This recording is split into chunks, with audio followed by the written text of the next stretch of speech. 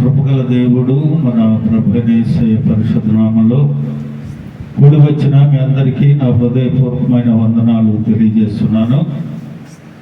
కొద్దిసేపు దేవుని మాటలు విందాం. పరిశుద్ధ గ్రంథము నుండి ఆదికాండ గ్రంథము 43వ అధ్యాయము 33, 34 వచనాలు చదువుకుందాం. ఆదికాండము 43వ అధ్యాయము 33, 34 వచనాలు చదువుకుందాం. జ్యేష్ఠుడు మొదలుకొని కనిష్ఠుని వరకు వారు అతని ఎదుట తమ తమ ఈడు చొప్పున కూర్చుండరు గనుక ఆ మనుషులు ఒకరి వైపు ఒకడు చూచుకు ఆశ్చర్యపడిరి. మరియు అతడు తన ఎదుట నుండి వారికి వంతులు ఇప్పించెను. బెన్యామీను వంతు వారందరి వంతుల కంటే 5 అంతలు గొప్పది. వారు విందు ఆరగించి అతనితో కలిసి సంతుష్టిగా త్రాగిరి. చిన్న ప్రార్థన చేసుకుందాం. ప్రభువా, మీకు వందనాలు. ఈ చదవబడిన లేఖన భాగం నాయన నీ బిడ్డలకు వివరించే జ్ఞానము నాకు లేదు ప్రభువా. నీ సెలవు చాటు నన్ను మరుగుపరిచి నీ మాటలు మాకు వినిపించి వాటిని మా హృదయాల్లో భద్రపరుచుకొని నీ లేఖనానుసారంగా జీవించే కృప మాకు అనుగ్రహించి మహిమ పొందమని మా ప్రభు అయిన యేసయ్య పరిశుద్ధ నామములో అడిగి వేడుకొనుచు ప్రార్థిస్తున్నాను మా పరమ తండ్రి, ఆమేన్. ప్రియమైన దేవుని బిడ్డలారా, ఇక్కడ చదువుకున్న లేఖన భాగాన్ని మనం ధ్యానం చేస్తున్నాం. ఇక్కడ కూర్చున్న వారు ఒక విందులో బల్ల దగ్గర కూర్చున్నారు. భోజన బల్ల దగ్గర కూర్చున్నారు. యేసేపు బల్ల దగ్గర తన సహోదరులు కలిసి కూర్చున్నట్లుగా దేవుని వాక్యాన్ని మనం చదువుకున్నాం. జ్యేష్ఠుడు మొదలుకొని కనిష్ఠుడు వరకు వారి వయసులకు తగినట్లుగా వారు కూర్చున్నారట. ఎక్కడ కూర్చున్నారు వీరు? భోజనపు బల్ల దగ్గర, యేసేపు బల్ల దగ్గర, రాజు యొక్క బల్ల దగ్గర. ప్రియమైన దేవుని బిడ్డలారా, ఈరోజు ప్రభు యొక్క బలలో మనం పాలు పొందటానికి వచ్చాం. ఆయన శరీరములో రక్తములో మనం పాలు పొందుతానికి వచ్చాం. ఈ దినం మీరందరూ కలిసి ఎక్కడ ఉన్నారట? యేసేపు బల్ల యొద్ద ఉన్నారట. చూడండి, యేసేపుకిను యేసు ప్రభుకి కొన్ని పోలికలు కనిపిస్తాయి మనకి. ఈ దినం వాటి గురించి మనం ధ్యానం చేసుకుందాం. యేసేపు మొదటిగా మనం చూసినట్లయితే యాకోబు యొక్క కుమారుడు. ఇశ్రాయేలు యేసేపును ఎంతో ఎక్కువగా ప్రేమించనని ఆదికాండ గ్రంథము 37వ అధ్యాయము 3వ వచనంలో ఆ లేఖనాన్ని మనం ధ్యానించుకోవడం చూడగలమట. అలాగనే యేసు ప్రభు వారి గురించి తండ్రి అయిన దేవుడు అంటాడు మత్తయి సువార్త 3వ అధ్యాయం 17వ వచనంలో, ఈయన నా ప్రియ కుమారుడు, ఈయన యందు నేను ఆనందించుచున్నాను అని అంటాడు. హల్లెలూయా. యేసేపుకేమో యాకోబుకేమో ప్రియమైన కుమారుడుగా యేసేపు కనిపించాడు. తండ్రి అయిన దేవునికి యేసుక్రీస్తు వారు ప్రియమైన కుమారుడుగా కనిపిస్తూ ఉన్నారు. పోలికలు మనం చూసుకున్నట్లయితే, ఒక్కొక్కటిగా మనం చూసుకున్నట్లయితే 7 పోలికలు మనకు కనిపిస్తాయి. తండ్రి తను ప్రేమిస్తూ ఉన్నాడు ఇశ్రాయేలు యేసేపుని. తండ్రి అయిన దేవుడు తన కుమారుడైన యేసుక్రీస్తుని ప్రేమించినట్లుగా మనం చూస్తాం. ఆదికాండము 37వ అధ్యాయం 2వ వచనంలో తన సహోదరుల చేత తన సహోదరుల చెడుతనము తండ్రికి తెలియజేస్తా ఉన్నాడు యేసేపు. చెడును సహించనివాడు. చెడుని చూసి వారు తన సహోదరులు చేస్తున్న చెడుగును చూసి తన తండ్రితో వివరించినట్లుగా చెప్పినట్టుగా చూస్తాం. ఆయన దుర్నీతిని ద్వేషించేవాడని హెబ్రీ పత్రిక రాస్తూ అపోస్తలుడైన పౌలు చెబుతాడు.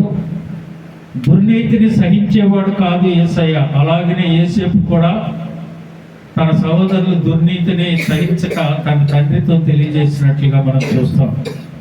మూడవది యోసేపు సహోదరులు అతని యందు అసూయపడ్డారు అని. యోసేపు సహోదరులు అతని యందు అసూయపడ్డారట. అలాగనే మత్తయి సువార్త 27వ అధ్యాయము 18వ వచనంలో కూడా యూదులు యేసయ్యపై అసూయపడిరి అని లేఖనం అక్కడ ఉంటుంది. పోలికలు చాలా దగ్గరగా మనం చూసినట్లయితే ఒక్కొక్కటి యేసేపు గురించి, యేసు ప్రభువుని గురించి పోలికలు కనిపిస్తూ ఉంటాయి. అసూయపడ్డారు తన సహోదరులే యేసేపును చూసి, అసూయపడ్డారు తన సహోదరులే యేసయ్యను చూసి. అలాగనే 37 ఆదికాండము 18వ వచనాన్ని మనం చూస్తే చంపటానికి దురాలోచన చేశారు తన సహోదరులు యేసేపుని. అలాగనే యేసయ్యని చంపటానికి యోహాను సువార్త 5వ అధ్యాయం 16వ వచనంలో యేసయ్యని చంపటకు దురాలోచన చేశారు యూదులు. చూడండి, తన సొంత వారే, తన సహోదరులే తనను చంపటానికి చూస్తున్నట్లుగా మనం చూస్తూ ఉన్నాం.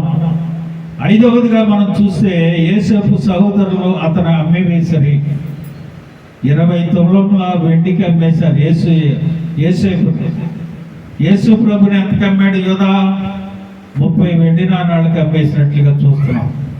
తన సహోదరుడే, తనతో తిరిగేవాడే, తన శిష్యుడిగా పిలువబడిన వాడే, తనవాడే తనను అమ్మేసినట్లుగా మనం చూస్తాం. 6వదిగా ఆదికాండ గ్రంథం 41, 45, 41వ అధ్యాయం 45, 46 వచనాల్లో యేసేపు 30 సంవత్సరములు గలవాడై దేశమంతా అంతటను సంచరించినట్లుగా చూస్తాం. అక్కడ వ్రాయబడి ఉన్న లేఖనాలని మనం సరిగ్గా ధ్యానం చేసుకున్నట్లయితే 30 సంవత్సరాల వయసులో యేసేపు దేశ సంచారం చేశాడట. ఆ దేశాన్ని అంతటిని పరిశీలన చేసి చూశాడు. అలాగనే యేసు ప్రభు లూకాసు వార్త 3వ అధ్యాయం 23వ వచనంలో 30 సంవత్సరాల వయసులో సేవను ప్రారంభించి దేశాన్ని అంతటిని సువార్తను ప్రకటించినట్లుగా మనం చూస్తాం. చివరిగా ఆదికాండ గ్రంథము 39వ అధ్యాయము 9 నుంచి 23 వరకు మనం చదువుకున్నట్లయితే నేరమేమీ లేకుండా యేసేపు శిక్షను అనుభవించినట్లుగా మనం చూస్తాం. ఆయన ఏ నేరము చేయగా, ఏ దోషము అతనిలో లేదు. అలాగనే యేసయ్య కూడా ఏ నేరము చేయలేదు. చూడండి, మత్తయి సువార్త 27వ అధ్యాయం 23వ వచనంలో యేసయ్య కూడా ఏ నేరము లేకుండా సిలువ వేయబడ్డట్లుగా మనం చూస్తాం.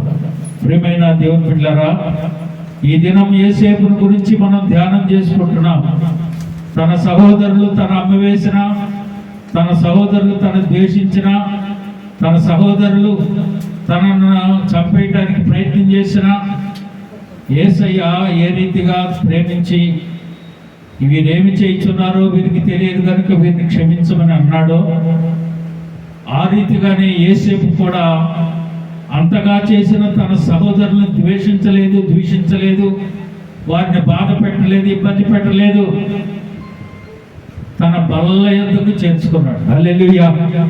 తన బల్ల యొద్దకు చేర్చుకున్నాడు. అలాగనే నీవు నేను మనమందరము పాపులమై ఉండగా ప్రభువు మనన్నిటిని క్షమించి ఆయన బల్లలో పాల్పొంది, ఆయన యొద్ద పాల్పొందే భాగ్యాన్ని మనకు అనుగ్రహించినట్లుగా మనం చూస్తాం. హల్లెలూయా! మొదటిగా ఆయన చేసిన పని ఏమిటి? చూడండి, క్షమించుటకు సిద్ధమైన మనసు కలిగిన వ్యక్తి. ఆదికాండము 45వ అధ్యాయం 5వ వచనాన్ని మనం చూస్తే సహోదరులు తన పెట్టిన బాధనే చూసి భయపడతా ఉన్నాడు. వీరందరూ ఇదేమన్నా మనల్ని చేస్తాడేమో, ఎంత ఘోరంగా అతను ఎందుకు మనం ప్రయత్నం చేశాం, ఎంత ఘోరంగా మనం అతన్ని హింసించాం, చంపడానికి ప్రయత్నం చేశాం, అమ్మేశాం. ఇప్పుడు వచ్చి మనం ఆహారం అడుగుతుంటే ఈ కక్ష పెట్టుకొని మనల్ని ఏమన్నా చేస్తాడేమో అని అనుకున్నారు. కానీ ఆయన అంటూ ఉన్నాడు కదా, నీ తండ్రి చావక మునుపు అయినను నేను ఇక్కడికి వచ్చినట్లు మీరు నన్ను అమ్మివేసినందుకు దుఃఖపడకుడి, అది మీకు సంతాపము పుట్టింపనీయకుడి. ప్రాణరక్షణ కొరకు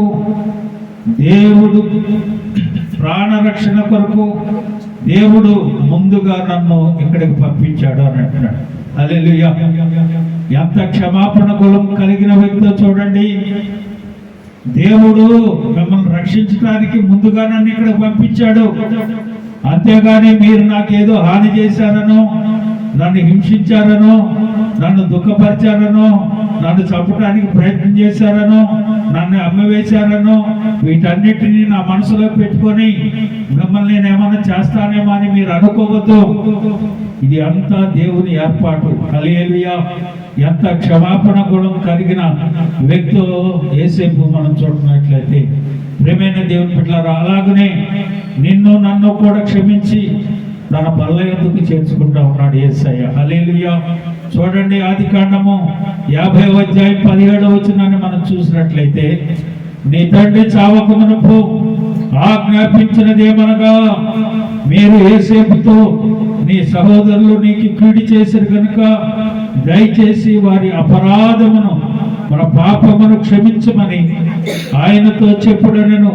కాబట్టి దయచేసి నీ తండ్రి దేవుని దాసుల అపరాధములను క్షమించు మనిని. వారు యేసేపుతో ఈ మాటలు మాట్లాడుచుండగా ఆయన ఏడ్చెను. హల్లెలూయా. వారు అట్లా ఉన్నారు, అయ్యా నీ తండ్రి, మన తండ్రి అట్లా, నీ తండ్రి అని అంటున్నారు. ఇవన్నీ పెట్టుకొని కక్ష పెట్టుకోవద్దని చెప్పు, వారి అపరాధములను క్షమించము అన్నట్లు చెప్పాడు. అలాగనే ఆయన కూడా తన సహోదరులను క్షమించగలిగాడు. ప్రియమైన దేవుని బిడ్డలారా, ఈ ఉదయకాల సమయం దేవుని యొక్క పరిశుద్ధ ఆలయంలో చేరి దేవుని పరిశుద్ధ వాక్యాన్ని వింటున్న మనం ఏ రీతిగా ఉన్నామో, తనకు ప్రాణహాని తలపెట్టిన వారిని క్షమించాడు, కొట్టిన వారిని క్షమించాడు, హింసించారు, దూషించారు, అమ్మివేశారు, తిరిగి తన యొద్దకే ఆహారం కొరకు వచ్చారు. తను ఏమన్నా చేస్తారేమన్నా భయపడతా ఉంటే ఆయన అంటున్నాడు, లేదు లేదు, మిమ్మల్ని నేను క్షమించాను, ఎందుకంటే ఇది దేవుని యొక్క సంకల్పం. దేవుడు మీకంటే ముందుగా నన్ను ఇక్కడ పంపించాడు మిమ్మల్ని రక్షించడానికి. ప్రియమైన దేవుని బిడ్డలారా, ఎంత క్షమాపణ హృదయం కలిగిన వ్యక్తి యేసేపు. అలాగున ప్రియమైన దేవుని బిడ్డలారా, ఈ ఉదయకాల సమయం దేవుని వాక్యాన్ని వింటున్న నీవు దేవుని సన్నిధికి వచ్చి క్షమాపణ అడగగలిగితే దేవుడు క్షమించే గుణం కలిగిన వ్యక్తి. 103వ కీర్తన 3వ వచనంలో, ఆయన నీ దోషములన్నిటినీ క్షమించువాడు, నీ సంకటములన్నిటినీ కుదుర్చువాడు. దేవుని సన్నిధికి వచ్చి గత కాలము ప్రభువుకి ద్వేషిగా, ప్రభువుకు వ్యతిరేకంగా నీవు ఉన్నావేమో, దేవుని సన్నిధికి వచ్చి నేను పాపిని, నువ్వు పశ్చాత్తాపడితే దేవుడు క్షమించి రక్షించి తన బల్ల యొద్ద నిన్ను చేర్చుకుంటాడు. మత్తయి సువార్త 6వ అధ్యాయం 14వ వచనం, మనుషుల అపరాధములను మీరు క్షమించిన యెడల మీ పరలోకపు తండ్రి మీ అపరాధములను క్షమించును. ప్రతి వ్యక్తి, దేవుని బల్ల యొద్ద చేరే ప్రతి వ్యక్తి కూడా క్షమాపణ కలిగిన వారుగా ఉండాలి, క్షమాపణ గుణం కలిగిన వారుగా ఉండాలి. ఆయన అంటా ఉన్నాడు, మీ మనుషుల అపరాధములను మీరు క్షమించిన యెడల పరలోకపు తండ్రి మీ అపరాధములను క్షమించును అని. మార్కు సువార్త 11వ అధ్యాయము 25వ వచనంలో, మీరు ఒకరి మీద ఒకరు విరోధమైనను కలిగి ఉన్నడలా మీరు నిలువబడి ప్రార్థన చేయనప్పుడెల్లను వారిని క్షమించుడి. హల్లెలూయా. ఎప్పుడు క్షమించాలట? ఎప్పుడు క్షమించాలట? మీరు ప్రార్థన చేయటానికి వచ్చిన ప్రతిసారి ఒకరి మీద ఒకరు విరోధం ఏమైనా ఉందేమో, క్షమాపణ గుణం కలిగి ప్రభు సన్నిధిలో ప్రభు బల్ల యొద్ద చేరమని దేవుని వాక్యము సెలవిస్తూ ఉంది. రెండవదిగా ప్రేమించగలిగే గుణం. మొదటిగా క్షమించే గుణం, రెండవది ప్రేమించే గుణం. చూడండి, 1వ యోహాను పత్రిక 4వ అధ్యాయము 16, 21 వచనాలు, మన ఎడల దేవునికి ఉన్నతమైన ప్రేమ, మన ఎడల దేవుని ఉన్నత ప్రేమ,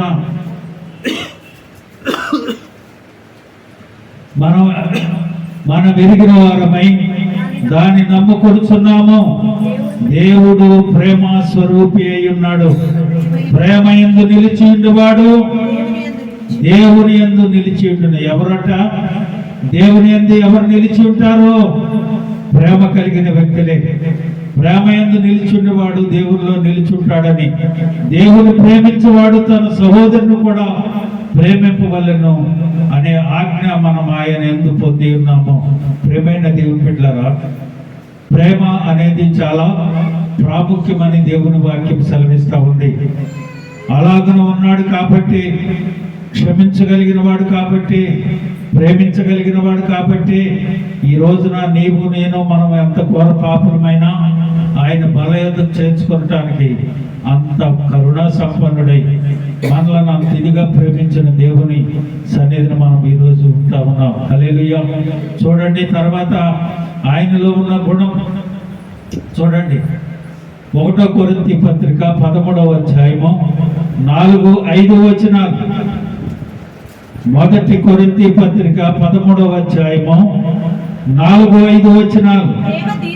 ప్రేమ దీర్ఘకాలము సహించును, దయ చూపించును, ప్రేమ మత్సరపడదు, ప్రేమ డంబముగా ప్రవర్తింపదు, అది ఉప్పొంగదు, అమర్యాదగా నడుచుకొనదు, స్వప్రయోజనమును విచారించుకొనదు, త్వరగా కోపపడదు, అపకారమును మనసులో ఉంచుకొనదు. హల్లెలూయా. ప్రియమైన దేవుని బిడ్డలారా, ఈరోజు దేవుని బల యొద్దకు చేరిన నీవు, ఆయన శరీరములో రక్తంలో పాలు పొందే నీవు ఏ రీతిగా ఉన్నావు? ప్రేమ కలిగిన వ్యక్తి ఎలా ఉంటాడట? దయ కలిగిన వాడుగా ఉంటాడు. ప్రేమ ఉన్నాడు, క్షమించే గుణం కలిగి ఉన్నాడు యేసేపు, ప్రేమించే గుణం కలిగి ఉన్నాడు, అలాగనే దయ కూడా వారి మీద చూపుతా ఉన్నాడు. ప్రేమ దీర్ఘకాలము సహించును, దయ చూపించును, ప్రేమ మత్సరపడదు, ప్రేమ డంబముగా ప్రవర్తించదు, అది ఉప్పొంగదు, అమర్యాదగా నడవదు, స్వప్రయోజనమును విచారించుకొనదు, త్వరగా కోపపడదు, అపకారమును మనస్సులో ఉంచుకొనదు. మనసులో ఏది ఉంచుకొనకుండా దేవుని సన్నిధిలో మనం ఆయన శరీరములో రక్తములో పాలు పొందే వారముగా ఉండాలి అని ఈ ఉదయకాల సమయం ప్రభు వాక్యము మనల్ని హెచ్చరిస్తూ ఉంది. ఏ రీతిగా నువ్వు దేవుని సన్నిధికి వచ్చావో ఒక్కసారి నిన్ను నీవు పరీక్షించుకో. అలాగనే దయ చూపించాడు. విలాప వాక్యాలు 3వ అధ్యాయము 25వ వచనంలో మనం చూస్తే, తన్ను ఆశ్రయించు వారి ఎడల యెహోవా దయాళుడు, తన్ను వెతక వారి ఎడల ఆయన దయ చూపించును. హల్లెలూయా.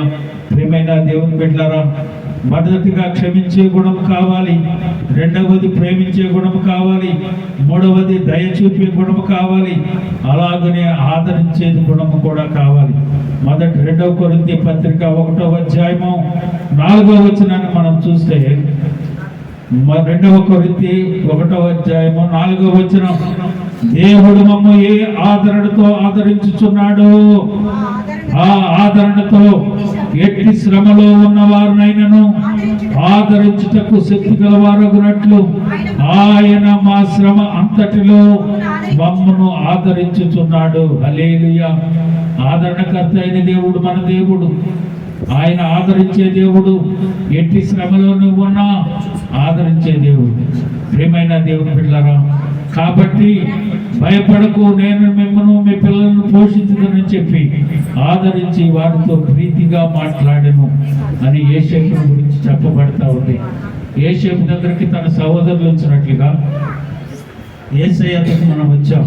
ఆయన మనల్ని ప్రేమించాడు, ఆయన మమ్మల్ని క్షమించాడు, ఆయన మన మీద దయ చూపించాడు, ఆయన మనల్ని ఆదరించా ఉన్నాడు. అలాగనే ప్రియమైన దేవుని బిడ్డలారా, ఆయన రక్షణతో మనలను కాపాడుతూ ఉన్నాడు. హల్లెలూయా. చివరిగా చూడండి, కీర్తన గ్రంథం 12వ కీర్తన 7వ వచనం. కీర్తనల గ్రంథం 12వ కీర్తన 7వ వచనం, యెహోవా నీవు దరిద్రులను కాపాడుదువు, ఈ తరము వారి చేతిలో ఉంటుంది, వారిని నిత్యము రక్షించదవు. హల్లెలూయా. ఆయన కాపాడి రక్షించాడు కనుకనే నీవు నేను ఈరోజు ఈ రీతిగా ఆయన బలయంత చేరడానికి వచ్చాం. ప్రియమైన దేవుని బిడ్డలారా, ఆయన ఏ రీతిగా ఉన్నాడు? క్షమాపణ గుణం కలిగిన వాడు. ఆయన ఏ రీతిగా ఉన్నాడు? మనల్ని ప్రేమించాడు. ఆయన ఏ రీతిగా ఉన్నాడు? దయ చూపించాడు. అంతేకాదు మనల్ని ఆదరించాడు. అంతేకాదు ఆయన మనల్ని కాపాడి నిత్య రక్షణకు కారకుడు అయ్యాడు. హల్లెలూయా. ఆ రీతిగా ఉంటే, ఆ రీతిగా నీవు నేను ఉంటే ప్రభు బల్లలో పాలు పొందడానికి అర్హత కలిగిన వ్యక్తులుగా మనం ఉంటాం. అలాగా యేసేపు ఉన్నాడు కాబట్టి తన బల్ల యొద్దకు తన సహోదరులను పిలిపించుకొని తనతో కూడా ఆయన వారిని ఆదరించుకున్నాడు, రక్షించుకున్నాడు, కాపాడుకున్నాడు, ఆయన చేరువను చేర్చుకున్నాడు. ఆ రీతిగా మనము కూడా ఉన్నట్లయితే ఆయన రక్షించడానికి పరమాత్మ మనం పొందుకోగలుగుతాం. అట్టి కృప ప్రభు మనకు అనుగ్రహించారు.